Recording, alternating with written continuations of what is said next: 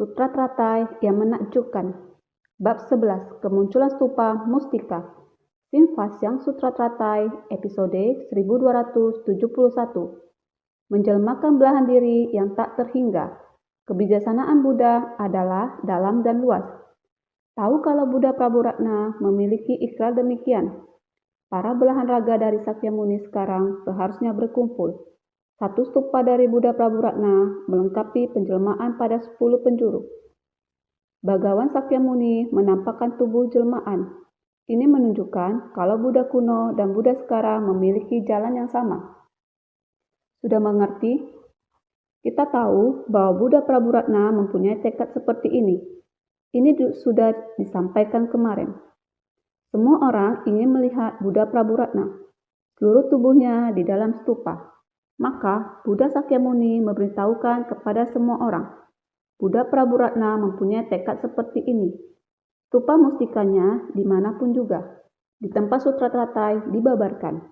Stupa mustikanya akan muncul di tempat persamuan Dharma di mana Sutra Teratai dibabarkan. Di tempat tersebut dapat mendengar Buddha Prabhuratna. Dari dalam stupa mengeluarkan suara, memberi pujian dan memberi kesaksian. Ini kita semua masih ingat, karena sudah berulang disampaikan beberapa kali. Ini menunjukkan tekad hati Buddha Prabhuratna, karena seluruh tubuh dan stupa mustikanya saat ini ada di persamuan Dharma Sutra Teratai. Tekad hati ini adalah untuk mendengarkan sutra, karena untuk mendengarkan sutra, sehingga stupa mustika muncul dari dalam bumi. Selain mendengarkan sutra, di saat bersamaan juga membuktikan di dunia ini ajaran yang dibabarkan Buddha ini adalah benar, nyata dan tidak palsu. Ini adalah kesungguhan hati dari Buddha Prabhuratna. Selain dari mendengarkan Dharma, juga mempunyai ikrar. Ikrarnya adalah berharap Buddha yang membabarkan Dharma di dunia ini, dunia mana saja, Buddha mana saja. Belahan raganya sedang membabarkan Dharma di dunia manapun. Belahan raga dari Buddha tersebut semuanya harus berkumpul. Di saat ini baru dapat dikatakan benih sebab dan kondisi pendukung telah lengkap. Benih sebab dan kondisi pendukung telah lengkap baru bisa membuka pintu stupa mustika. Buddha Prabhuratna berada di dalam stupa mustika. Keseluruhan tubuhnya akan terlihat di dalam stupa. Demikianlah ikrar dari Buddha kuno. Sekarang Buddha Sakyamuni, beliau juga harus menunjukkan ketulusannya, menanggapi harapan Buddha kuno yang memerlukan Buddha dari dunia ini, yang sekarang diwakili oleh Buddha Sakyamuni, yang sedang membabarkan Dharma di dunia saha. Juga harus menanggapi Buddha kuno dari dahulu kala yang berkalpa-kalpa lamanya, berhubung Buddha Prabhuratna dari tempat yang jauh sudah datang dan mempunyai ikrar demikian. Demi Buddha Sakyamuni yang sebagai tuan rumah juga harus menanggapi maksud hati Buddha kuno yang telah hadir. Maka Buddha Sakyamuni mulai mengumpulkan belahan raganya dari segala penjuru agar dapat berkumpul kembali. Maka ini adalah Buddha kuno dan Buddha masa kini saling menanggapi. Belahan raga dari Buddha Sakyamuni harus berkumpul. Saat ini seharusnya sudah waktunya. Belahan raga dari Buddha yang sedang membabarkan Dharma dimanapun, sekarang ini adalah saatnya untuk berkumpul kembali. Sehingga satu stupa dari Buddha Prabhuratna melengkapi penjelmaan pada 10 penjuru. Seorang Buddha Prabhuratna beserta sebuah stupa Buddha datang ke tempat ini. Sebetulnya, belahan raga yang di masing-masing banyak tempat, belahan raga dari Buddha Sakyamuni juga mulai berkumpul. Ini adalah untuk menunjukkan pengajaran sempurna. Pengajaran sempurna artinya adalah sangat selaras sempurna. Melengkapi penjelmaan pada 10 penjuru. Satu stupa dari Buddha Prabhuratna telah melengkapi setiap Buddha belahan raga di dunia saha yang akan berkumpul pada saat yang sama. Di 10 penjuru dunia berkumpul menjadi satu. Maka Bagawan Sakyamuni menampakkan tubuh jelmaan. Buddha Sakyamuni menunjukkan raga jelmaannya berasal dari 10 penjuru dunia yang datang berkumpul. Ini berarti Buddha kuno dan Buddha sekarang memiliki jalan yang sama. Yang zaman kuno yakni Buddha Prabhuratna. zaman lampau yang amat jauh. Tempat yang sangat jauh, kini Buddha Sakyamuni hendak memanggil dan mengumpulkan dari tempat yang sangat jauh di 10 penjuru. Buddha belahan raga yang menjangkau seluruh alam semesta dan memenuhi seluruh alam dharma. Kemarin juga sudah disampaikan, cahaya di antara alis bisa menerangi banyak dunia. Ini adalah di penjuru timur, negeri sebanyak butiran pasir dari 5 juta koti nayuta Sungai Gangga. Kita masih ingat bahwa Buddha Prabu Ratna berasal dari penjuru timur, negeri Asam Keyaya yang tidak terhingga. Datang dari negeri yang jaraknya begitu jauh. Sekarang Buddha Sakyamuni berbekas sinar dari pusaran rambut putih di antara kedua alisnya yang terpancar keluar adalah dari rambut putih halus dan juga adalah penjuru timur. Juga adalah penjuru timur. Pada tanah sebanyak butiran pasir dari 5 juta koti nayuta Sungai Gangga. Satu adalah berasal dari dunia Asam Keyaya yang tidak terhingga, begitu jauh. Sekarang, saat Buddha Sakyamuni hendak memanggil semua kembali, dari antara dua alis memancarkan cahaya. Proses ini telah melampaui dunia. Sebanyak butiran pasir dari 5 juta koti nayuta Sungai Gangga. Para Buddha belahan raga pada negeri yang seperti demikian, semuanya harus dipanggil kembali. Ini hanya satu penjuru. Di dalam naskah, sutra seluruhnya adalah harus 10 penjuru. Hanya untuk satu penjuru, yaitu penjuru timur. Sudah ada Buddha belahan raga di tanah dan negeri. Sebanyak butiran pasir dari 5 juta koti nayuta Sungai Gangga. Semuanya harus dipanggil kembali. Pikirkan. Ini sungguh sulit untuk dibayangkan. Para praktisi dari dua kendaraan menjunjung ajaran sementara dari kendaraan kecil. Hanya tahu kalau Buddha memberikan bimbingan dan menaklukkan dunia yang membutuhkan kesabaran ini. Tak tahu kalau Buddha dapat menjelmakan belahan diri tanpa rintangan. Sekarang, berkumpul kembali adalah menunjukkan kalau kebijaksanaan Buddha adalah dalam dan luas. Ini dalam kendaraan kecil. Para praktisi dari dua kendaraan menjunjung ajaran, sementara dari kendaraan kecil. Hanya tahu kalau Buddha memberikan bimbingan dan menaklukkan di dunia yang membutuhkan kesabaran ini. Praktisi kendaraan kecil mendengar ajaran Buddha. Yang dia pahami adalah dunia saha ini. Menaklukkan adalah menundukkan dunia saha ini. Murid-murid ini mereka hanya tahu bahwa Buddha muncul di dunia saha untuk mengajar dan membimbing para makhluk. Hanya tahu tentang ini saja, namun tak tahu kalau Buddha dapat menjelmakan belahan diri tanpa rintangan. Tidak tahu, Buddha Sakyamuni masih memiliki belahan raga tidak terhingga di 10 penjuru dunia yang tidak terhingga. Butiran pasir dari 5 juta koti Sungai Gangga.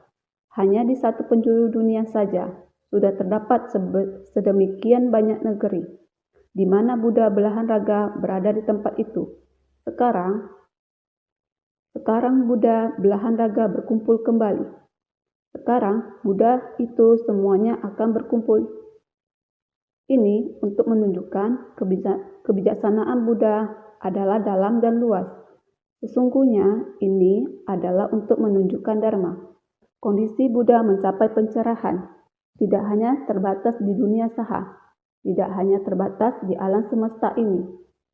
Dunia yang tidak terhingga jumlahnya, apakah hanya terbatas pada sebuah bumi ini saja? Hanya di dunia ini saja kah? Bukan. Semua dharma yang dipahami Buddha, dharma yang disadari adalah menjangkau seluruh alam semesta dan memenuhi seluruh alam dharma.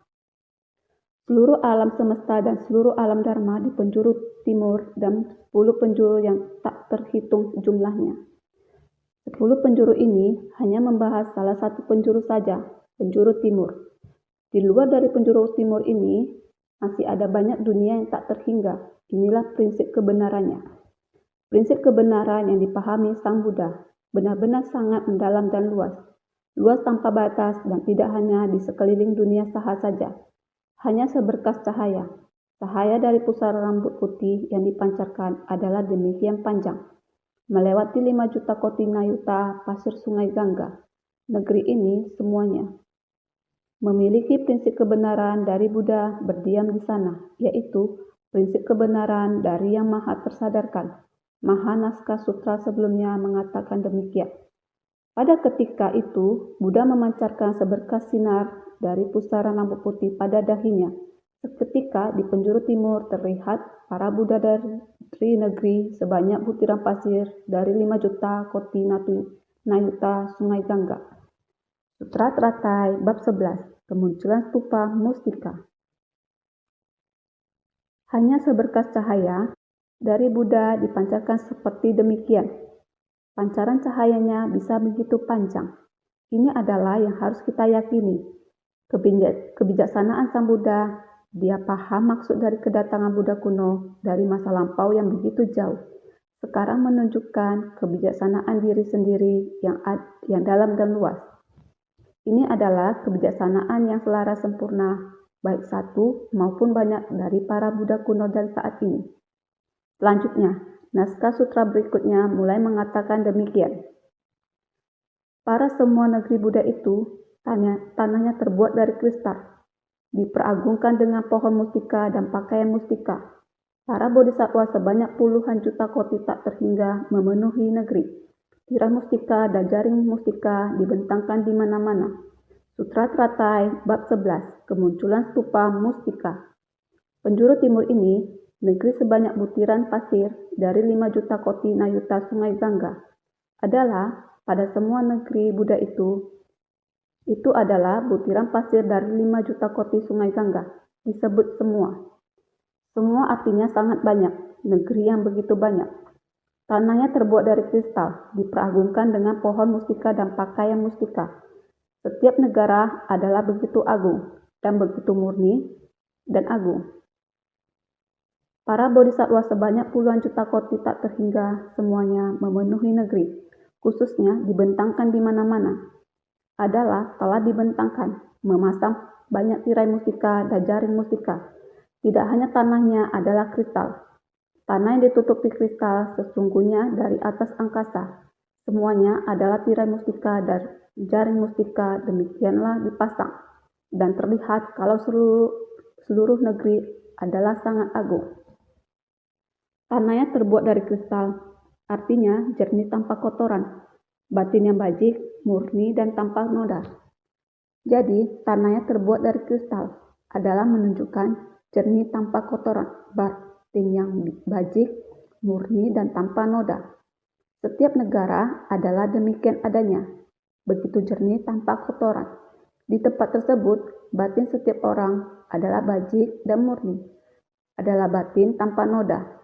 Inilah penjuru timur, semua negeri sebanyak butiran pasir dari 5 juta koti nayuta sungai Gangga. Kondisi kehidupan di tempat tersebut, tanah yang bersih, orang yang di tanah itu sebagian besar adalah bodhisattva. Jadi, tubuh dan batin setiap bodhisattva adalah murni tanpa kotoran. Juga adalah batin yang bajik, murni dan tanpa noda. Pohon mustika adalah raja pohon bodhi. Pakaian mustika adalah kelembutan dan kesabaran. Kondisi kehidupan di negeri penjuru timur masih ada lagi. Diperagungkan dengan pohon mustika dan pakaian mustika. Pohon yang terlihat di atas tanah di tempat itu adalah pohon mustika, tidak seperti pohon di dunia saha kita. Di musim semi akan mekar dengan sangat subur. Jika di musim gugur, daun-daun mulai menjadi kering dan menguning, maka mulai layu. Daun-daun akan terus berguguran, berjatuhan, memenuhi seluruh permukaan tanah. Pohon-pohon di tempat itu sepanjang tahun selalu hijau, begitu hijau sepanjang tahun. Dan pohon-pohon mustika di atas tanah itu semuanya sangat agung. Juga adalah raja pohon bodhi. Semua ada di tempat itu. Bodhisattva berarti pencerahan, maka pohon-pohonnya pun dinamai sebagai pencerahan. Jadi, apa yang dilihat di tempat itu sangat agung. Pakaian mustika adalah kelembutan dan kesabaran. Orang-orang tinggal di tempat itu, pakaian yang mereka kenakan adalah pakaian kelembutan dan kesabaran. Juga ada di atas tanah itu, setiap orang adalah seorang praktisi, yaitu mempraktikkan ajaran kendaraan besar, mempraktikkan jalan bodhisattva, kemahawelas asihan sebagai kediaman, kelembutan, dan kesabaran sebagai jubah. 6 paramita dan puluhan ribu patinya di tempat itu, semua orang adalah seperti ini. Jadi, ada banyak bodhisattva. Bodhisattva adalah makhluk tersadarkan yang membangkitkan tekad luhur dengan batin yang setiap niat pikirannya dipenuhi oleh belas kasihan. Tempat itu ada para bodhisattva sebanyak puluhan juta kopi tak terhingga. Artinya, ada hampir setiap orang adalah bodhisattva. Setiap orang adalah bodhisattva, memenuhi di tempat itu. Jadi, bodhisattva pasti harus mengenakan jubah kesabaran. Ini adalah orang yang mempraktikkan jalan bodhisattva. Juga adalah makhluk tersadarkan yang membangkitkan tekad luhur. Setiap orang telah memiliki hati yang dipenuhi kewelas asihan. Setiap pikiran selalu dipenuhi oleh belas kasihan pada para makhluk. Ini adalah orang di negeri itu. Setiap orang adalah demikian. Ini adalah segala yang dipraktikkan. Dapat dibayangkan betapa harmonisnya negeri itu, betapa agungnya. Setiap orang semua adalah memperagungkan diri sendiri. Sehingga jika digabungkan di negeri itu, perilaku yang tersebar adalah seperti demikian. Sebuah dunia yang begitu agung.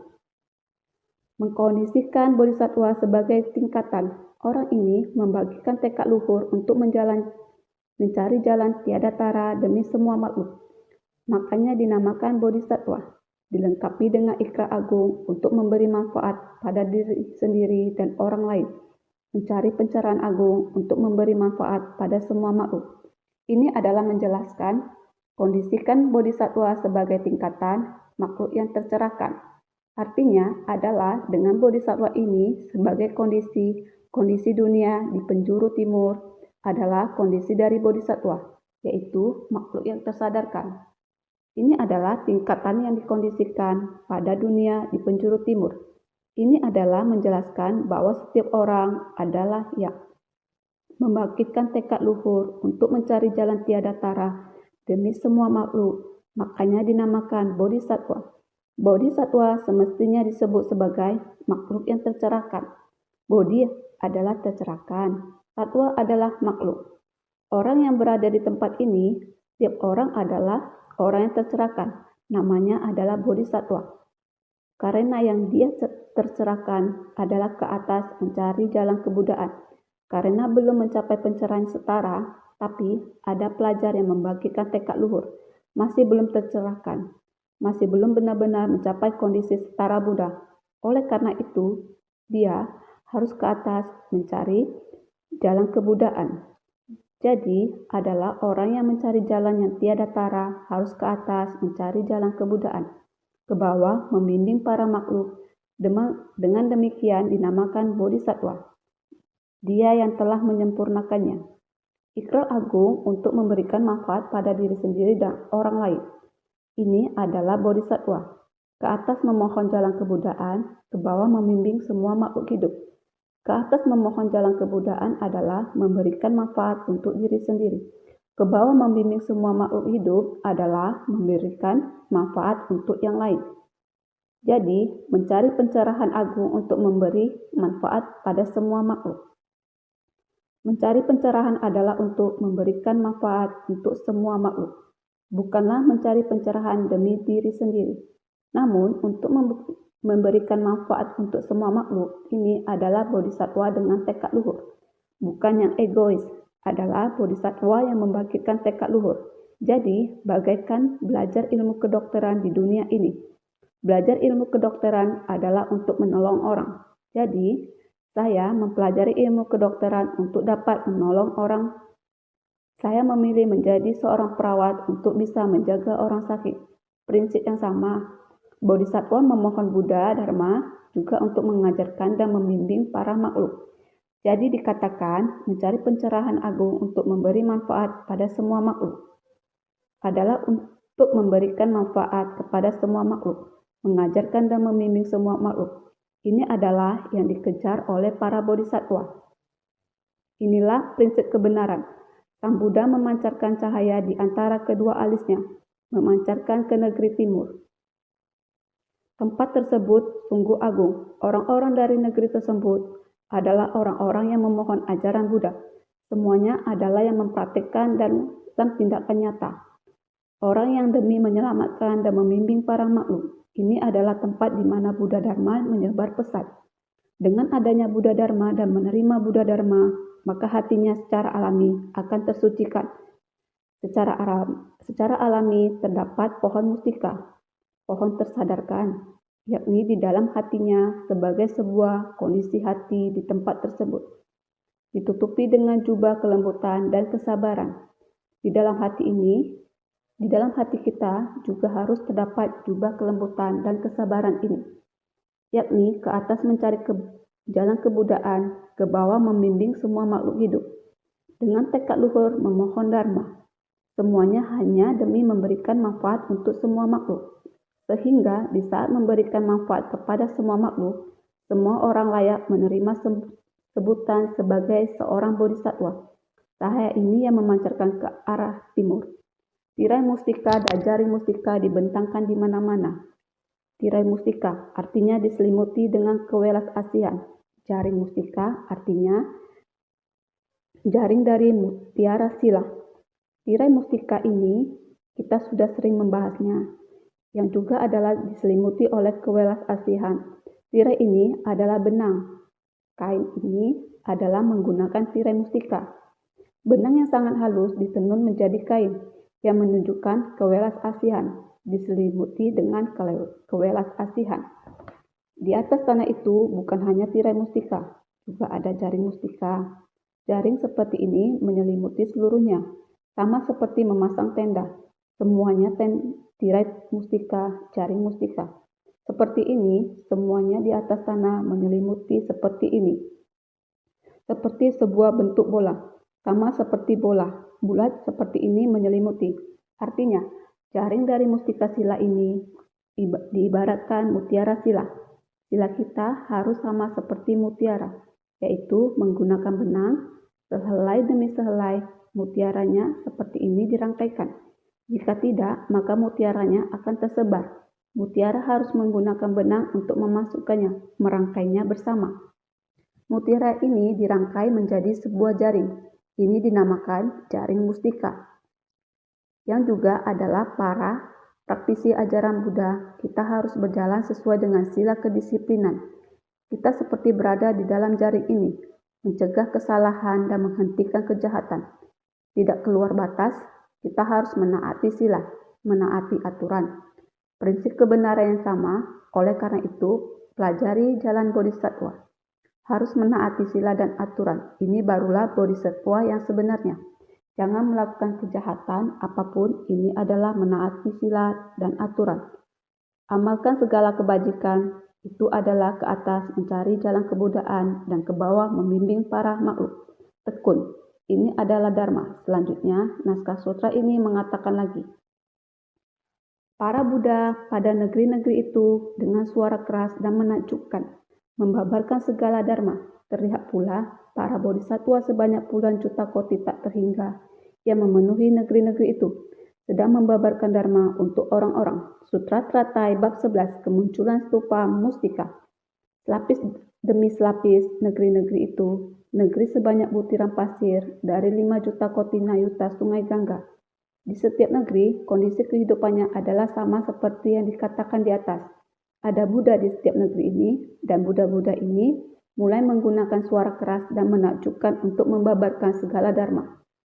Para Buddha pada negeri-negeri itu dengan suara keras dan menakjubkan membabarkan segala Dharma. Satu persatu Buddha itu mengeluarkan suara keras untuk membabarkan segala Dharma. Setiap negeri adalah seorang Buddha. 5 juta koti negeri ini ada 5 juta koti Buddha. Satu persatu Buddha itu, setiap negeri, setiap Buddha, mengeluarkan suara keras untuk membabarkan segala Dharma. Buddha di setiap negeri itu mengeluarkan suara yang menakjubkan. Artinya, Dharma sangat menyeluruh, memenuhi negeri itu. Setiap orang membawa Dharma masuk ke dalam batin. Batin dari banyak orang adalah mengarah ke Dharma dari prinsip sejati. Ketika satu Buddha membabarkan Dharma, bodhisatwa yang tak terhingga akan mendengarkan dan menyergapnya. Apakah kamu ada mendengarnya? Apakah kamu ada mendengarnya? Setiap orang ada mendengarnya, sehingga disebut suara keras. Artinya adalah suaranya tersebar sangat luas. Semua orang bisa mendengarnya dan menyerap ke dalam batin. Ini dinamakan suara keras. Ketika kita mendengarkan Dharma, jika satu sisi mendengarkannya dan satu sisi membiarkannya bocor, maka mendengar seperti tidak mendengarkannya. Ada membicarakan seperti tidak membicarakannya. Jika demikian, maka suara tidak menyebar secara luas. Ketika suara itu tidak masuk ke dalam hati orang, sama saja dengan tidak ada suara sama sekali. Jika suara ada masuk ke dalam hati orang, maka suara ini adalah sangat keras. Bukan hanya suara ini sangat jelas masuk ke dalam hati orang, waktu juga sangat penting. Selamanya berada dalam hati orang. Suara dari Dharma ini tidak pernah berhenti. Ini adalah suara keras. Jadi, seperti kemarin, di dalam pertemuan perencanaan misi budaya humanis, setiap orang berbagi kesan.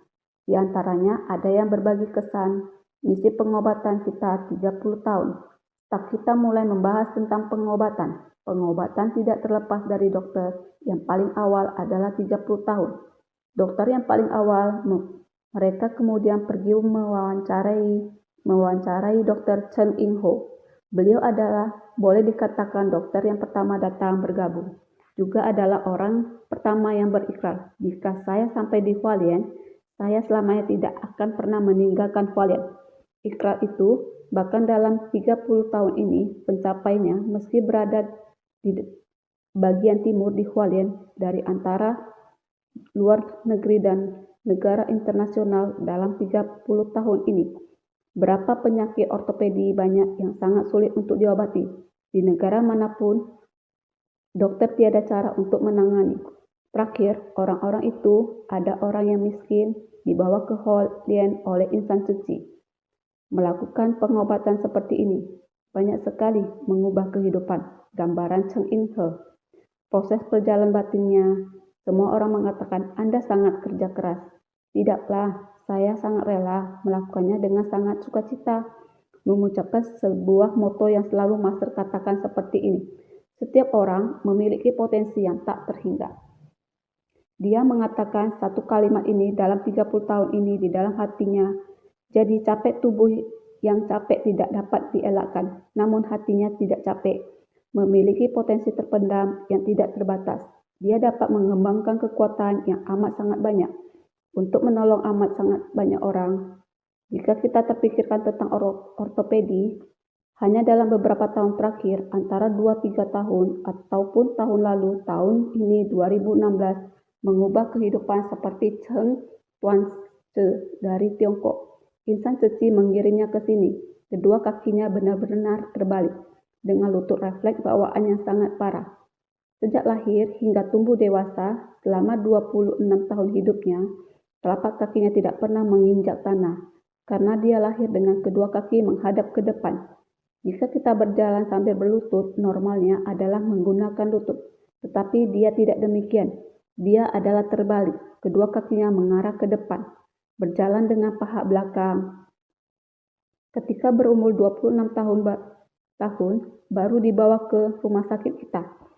Sepanjang tahun berada di rumah sakit kita untuk pengobatan, melalui tindakan operasi sebanyak 6 hingga 7 kali, sehingga setengah tahun setelah operasi dia bisa berdiri dan menggunakan setengah tahun untuk berlatih berjalan dan terapi fisik, hingga akhirnya bisa berdiri dengan sangat elegan, baru kembali ke kampung halamannya di Xiamen. Selain Tuan-Tze gadis ini, masih ada beberapa orang lagi dengan tindakan operasi demikian. Ini adalah tangan yang menakjubkan, metode yang menakjubkan, dan pengobatan yang menakjubkan. Ini adalah potensi dia. Potensi dia ada potensi yang tidak terhingga. Walaupun tubuhnya capek, namun batin dan potensinya masih banyak sekali yang bisa dikembangkan, sehingga bisa menolong banyak orang lagi.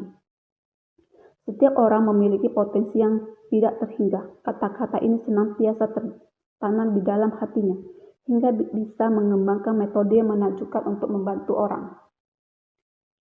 Apakah kata-kata ini hanya terdengar satu orang saja? Masih ada banyak orang lagi. Prinsipnya adalah sama, sehingga dikatakan secara merata mengeluarkan ajaran suara keras pada orang. Orang bisa menerima di dalam hatinya, maka suara tersebut menjadi keras dan berguna. Terukir di dalam batinnya, suara ini akan senantiasa berada dalam batinnya.